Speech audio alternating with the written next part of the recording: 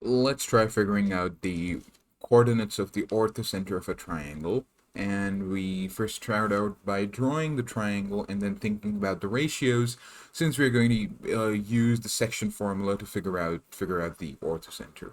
So let's draw a generic acute angle triangle right here. So yeah, yes. Now, this triangle, let's name the vertices. So let's name this as, well, let's name this as A, let's name this as B, let's name this as C. Let's start putting in the altitudes. So the orthocenter is the intersection of the altitudes, just a little bit of recap. And then the altitudes would look something like, let me just draw two altitudes since that's all we need. We know that all the three altitudes are concurrent, not only for an acute triangle, but for any triangle in general. So, there. And now this point of intersection is called as the orthocenter. Let's name it as H for now. We can also label the sides as well. This side is called A, this is called B, this is called C. Now, the basic approach with the circumcenter or the incenter has been to figure out certain ratios that obey some sort of symmetry, and then we use that to figure out the coordinates. So let's name this point as point D. Let's name this as point D. And now let's first figure out the coordinates of point D. So we first try to write the ratio of BDs to DC, and the basic idea is just continue from the circumcenter or the incenter video. So we need to write in this ratio, and since we are doing things with an acute triangle, everything is sort of nice, and all the divisions are internal. You can try doing this for an obtuse angle triangle as well, and that will give you the same results. So right now everything is internally divided. So this ratio is just equal to, well, the length of these. You cannot write this for all triangles, just beware of that. Now, what's the length of BD? So a really good neat trick with how orthocenter the altitudes work is that this angle, since it's the angle B, this angle is going to be angle 90 minus B, or pi by 2, whatever you want to use. This angle is going to be 90 minus C, and this angle is going to be C, and this is going to be C, and this angle is going to be 90 minus C. You can either look at it from this triangle or from the bigger triangle, since this is also a 90-degree angle.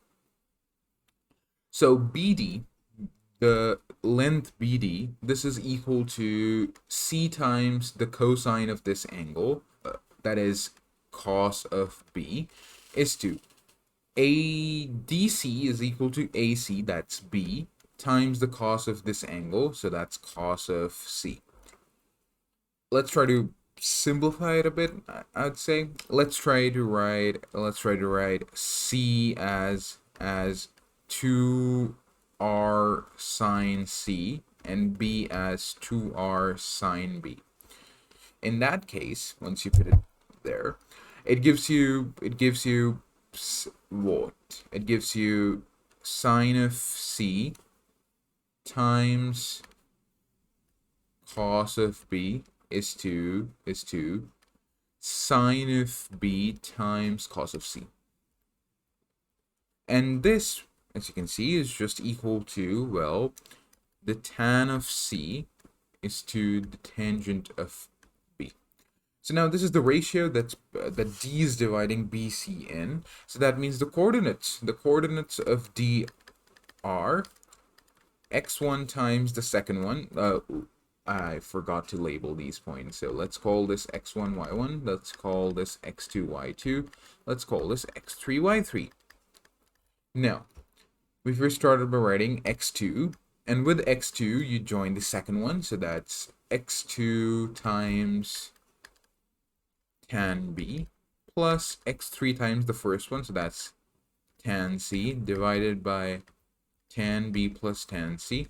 And similar thing for y. So y2 tan B plus y3 tan C divided by tan B plus tan C.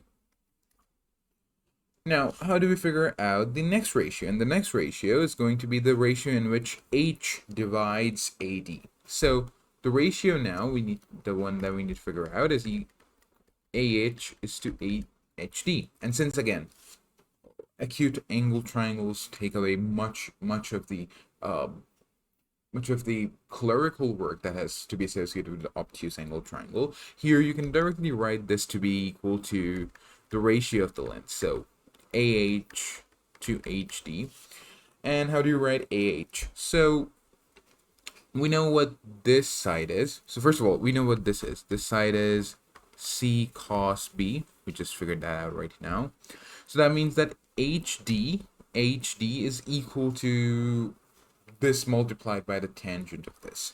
So, or multiplied or divided by the tangent of angle C. So C cos B divided by tan C. What about this side? AH. So again, we try to use a similar technique. This side is going to be equal to C cos A, and you're dividing it by the cos of this angle. So that is the sine of angle C, by the way. And this will be equal to C cos A divided by sine C, sorry. Now, we try to write this up. So AH, this length is equal to C cos A divided by sine C is to C cos B divided by tan C. So we cancel out the c's from here. This gives us cos of A divided by sine of C. We expand this tangent. This gives us cos of B times cos of C divided by sine of C. Again, cancel the sines of C. Now, how do we proceed from here? Since we had the previous expression was in terms of tangents, and from what we have noticed so far, the same sort of symmetry continues throughout. So we try to take this from this sort of bizarre looking cos expression to a more familiar tangent expression, and the way we do that is first by writing cos of A in terms of B and C, since the previous the previous coordinates are also in terms of B and C. So cos of A can be written as negative of cos of B plus C. Why? Since you can take this negative inside, and that'll give you pi minus that angle, so that means it's equal to the cos of A. If you write this is equal to sine of B sine of C minus cos of B cos of C divided by cos of is to cos of C cos of C. This gives you tangent of B C minus 1 is to 1. But it's still not exactly what we want it to be.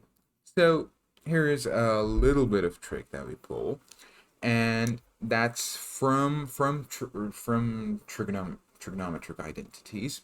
We know that for a right angle triangle, for any triangle, the following conditions holds true. So we know that